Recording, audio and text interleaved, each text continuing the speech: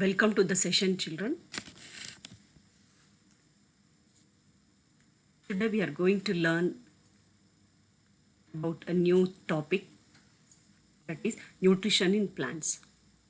It is a very interesting topic which talks about how plants take in nutrition.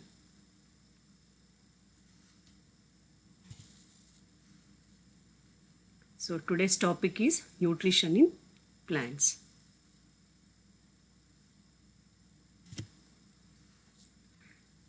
The main objectives of this lesson, which we are going to discuss today, is about nutrition, the meaning of nutrition.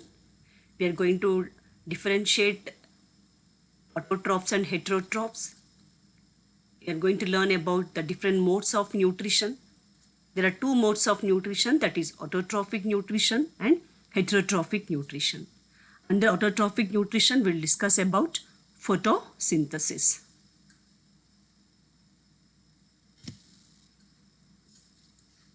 Introduction.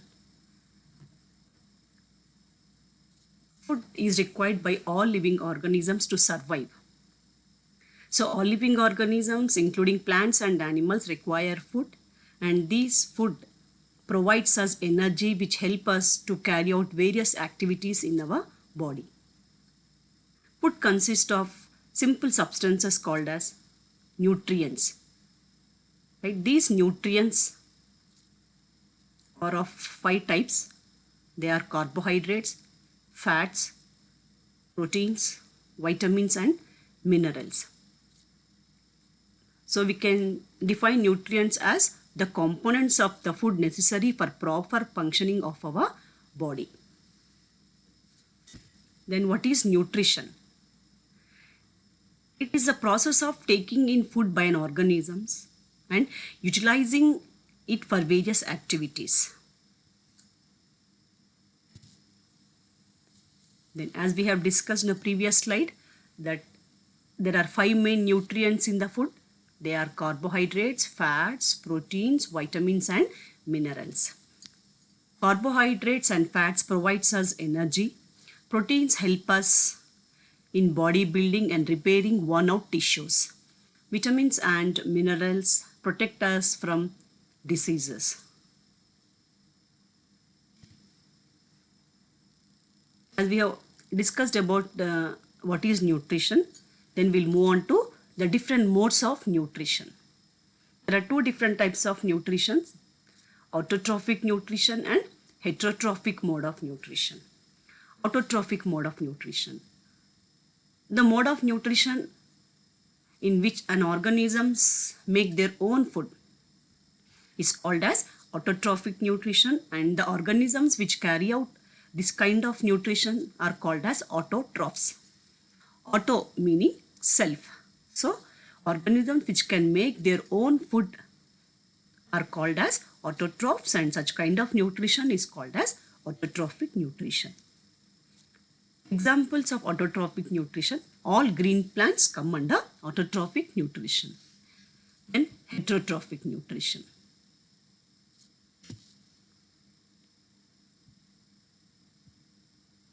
The mode of nutrition in which an organisms obtain food from plants or animals is called heterotrophic nutrition. That means these organisms cannot make their own food and they depend on plants or animals for their food, are called as autotrophs, and such mode of nutrition is called as heterotrophic nutrition. This heterotrophic nutrition occurs in all non-green plants and animals. So we'll discuss about autotrophic nutrition. Auto means self. Right, so organisms which can make their own food are called as autotrophs. So all green plants comes under autotrophs. Photosynthesis, food making process in plants. Yeah, we have studied in our earlier classes about photosynthesis. Photo means light. Synthesis means to prepare, to make, to put together. So photosynthesis can be defined as the process by which plants prepare their own food by using sunlight, water, carbon dioxide and chlorophyll.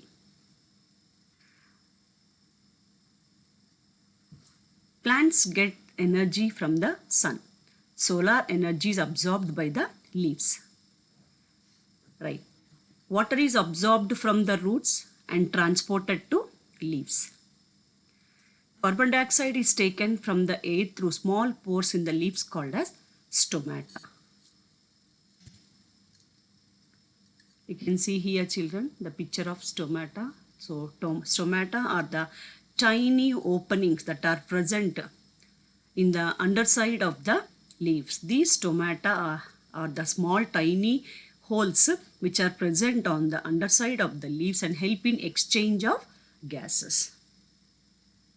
We also know that leaf is called the kitchen of the plant, as leaf is the only thing which prepares food, and leaves are green in color because they have chlorophyll, and this chlorophyll pigment absorbs sunlight.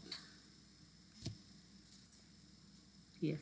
So stomata are the tiny holes or openings present on the underside of the leaves which allow exchange of gases. So here you can see open stomata and closed stomata. This is open stomata and this is closed stomata. When there is availability of water, the stomata absorbs water and swells, right? You can see here guard cells. Stoma is surrounded by special type of cells called as guard cells. Guard cell surrounds the stoma, and stoma controls water loss and gas exchange by opening and closing. The factors that affect opening and closing of stomata are light. The more the sunlight is, the stoma will be opening more. Water and temperature are also some of the factors that affect opening and closing of stomata. Equation for photosynthesis. As we discussed that the raw materials required for photosynthesis are carbon dioxide and water in the presence of light and chlorophyll.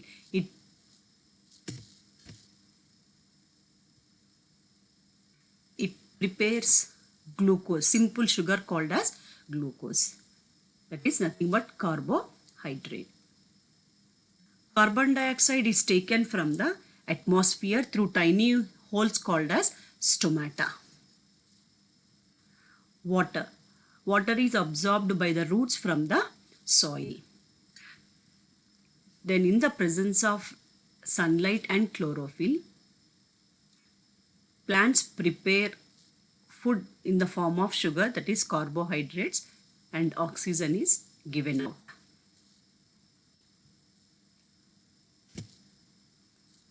How is water taken from the soil and transported to all the parts of the plant? As in our body, we have special type of tubes called as arteries and veins which help in flowing of the blood in our body. In the same way, in the plants also we have tiny tubes called as xylem and phloem. So the water from the roots is absorbed to all the parts of the plant by these tiny tubes called as xylem. Xylem helps in absorbing water from the roots and transporting to all the parts of the plant. And the food which is prepared, that is carbohydrates, the formula of the glucose C6H12O6. This is the formula of the glucose, children. That is a simple form of sugar. Glucose is nothing but a type of carbohydrates and its formula is C6H12O6. So food prepared by the plants is glucose and it is stored in the form of starch. Then importance of photosynthesis.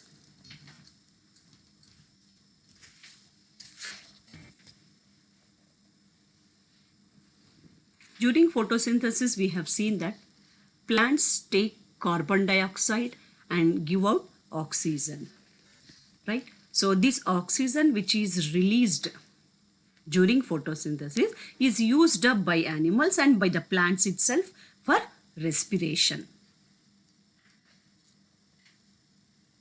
So we can say that in photosynthesis, it helps to maintain the balance between oxygen and carbon dioxide in the atmosphere. As plants prepare the food and store it in the form of starch, animals, herbivores directly depend on plants for their food, while carnivores and omnivores directly or indirectly depend on plants for food. So without photosynthesis, there is no life on the earth. Now coming to different modes of nutrition. Heterotrophic nutrition. Heterotrophic, that is, organisms which cannot make their own food and depend on others are called as heterotrophs, and such kind of nutrition is called as heterotrophic nutrition. The different types of heterotrophic nutrition are saprophytic nutrition. Organisms which depend on dead and decaying matter, which get their food from dead and decaying matter, are called as saprophytes, and such kind of nutrition is called as saprophytic nutrition.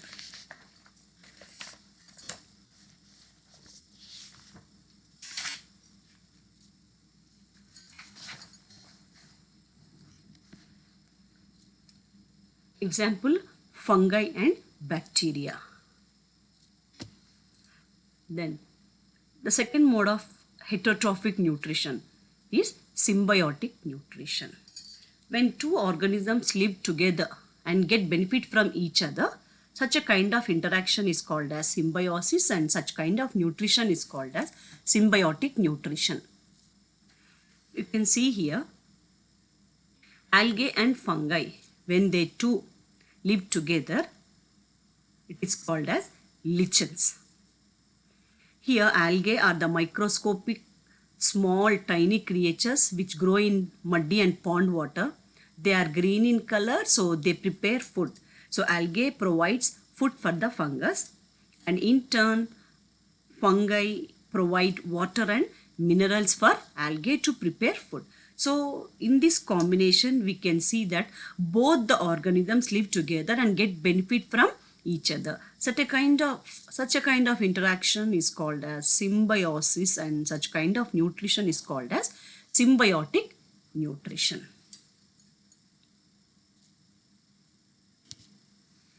Parasitic nutrition. We have seen in symbiosis that both, when they live together, both get benefit from each other, whereas in parasitic nutrition, in this combination, only one of the organisms is going to get benefit and other is going to get harm. Parasitic nutrition is a mode of nutrition in which an organisms live on the body of or inside the body of other organisms for food. These organisms get its food. The organisms which live on others for food are called as, on which it is living, are called as host. Example, you can see here, Cuscuta. This Cuscuta plant does not have chlorophyll. It cannot make its own food. So by developing special type of roots called as adventitious roots, otherwise called haustoria, these Cuscuta cannot make their own food. They do not have chlorophyll, so they develop special type of roots called as haustoria, and with the help of this haustoria, it gets water and minerals from the plant on which it is living. So as it is depending upon the host completely, Cuscuta is called as complete parasite. Another example, Mistletoe. It is a partial parasite. Mistletoe is green in color. It can prepare its own food, but it absorbs only water and minerals from the host. So it is not completely depending upon the host. So it is called as partial parasite. Whereas Cuscuta completely depends upon the host for its requirements. So Cuscuta is called as complete parasite and Mistletoe is called as a partial parasite. carnivorous plant, also called as insectivorous plants. Plants which trap their nutrition from insects are called as insectivorous plants. You can see here, children, here, pitcher plant. Yeah. So the parts of the leaf is modified into a pitcher, which looks like a container or a jug. Yeah, the part of the leaf is modified into a pitcher or a jug. When an insect visits the leaf, here you can observe leaves are modified into a container or a jug-like structure called as pitcher, which has a lid. You can see this one, which has a lid over here. Yeah, so this is a complete leaf modification where a leaf is modified into a pitcher-like structure which has a lid. When an insect visits the leaf, when an insect comes and sits on the leaf, it is trapped inside the pitcher. It has digestive juices. Once the insect is trapped inside, the lid is closed. The lid gets closed once the insect is trapped inside, and inside the pitcher it has digestive juices which help in digesting the insect and get its requirements. Insectivorous plants, though they are green in color, but still they depend on insects because they grow in the places where there is not enough sunlight to prepare food, and the soil also has deficiency of nitrogen. You can observe in the picture, children, though the plants are green in color, they have a chlorophyll, but they cannot make their own food, and they get their food requirement, especially nitrogen, by trapping the insects and digesting them. Because they grow in the soil where there is a lack of nitrogen, and also the places in which they are growing do not get enough sunlight. So they get their nutrients by trapping insects. This is the pitcher plant example, and we can see here one more example, children, Venus flytrap. You can observe in the picture Venus flytrap. This is also here a leaf gets modified. The entire leaf margin are having, you can see, hair-like projection. The entire leaf margins are having hair-like projections, and the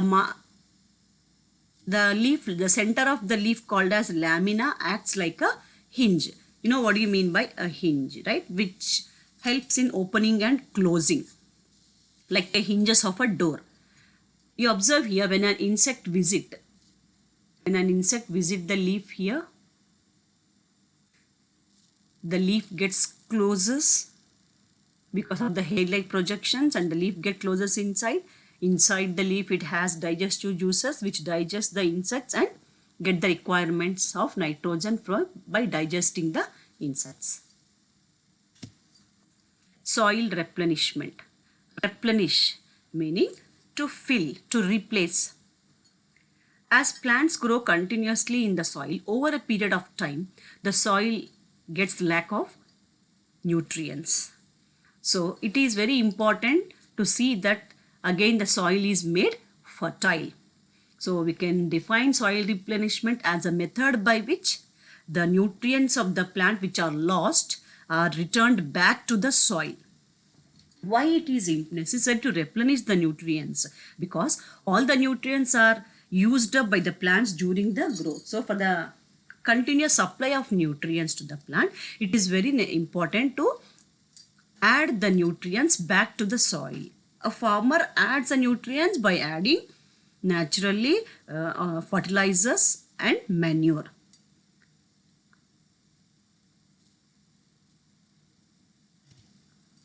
Yeah. Another method of soil replenishment, you can see here in the picture, root nodules of some plants like beans, peas, groundnut. On the roots you have structures called as root nodules. This is one of the method of soil replenishment. Apart by adding fertilizers and manure by the farmers, this is also one of the method of making the soil fertile. Natural method of making the soil fertile, soil replenishment. So some of the plants like beans, peas, they have root nodules on the roots. You can see here, children, these are the structures called root nodules. Inside the root nodules, it has a bacteria called as rhizobium. These rhizobium bacteria helps in absorbing nitrogen from the atmosphere and convert the nitrogen into ammonia and other products like nitrites and nitrates, which plants can absorb. As plants cannot directly absorb nitrogen from the atmosphere, these rhizobium bacteria absorbs the nitrogen from atmosphere and converts into ammonia, nitrites and nitrates, which are in the soluble form and which can be absorbed by the plants.